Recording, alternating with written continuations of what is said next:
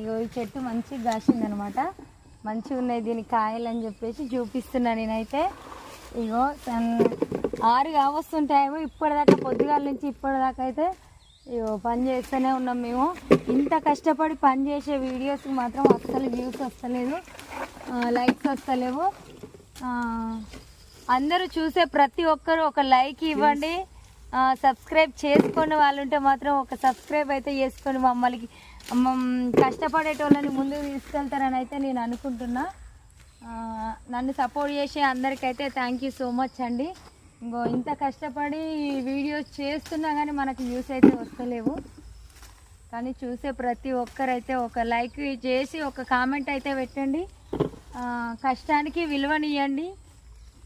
ఆడుతూ పాడుతూ డ్యాన్సులు వేసే వాటికే కాదు, మన కష్టానికి కూడా విలువనిచ్చి కష్టపడేటోళ్ళకి కూడా సపోర్ట్ చేయండి అందరూ.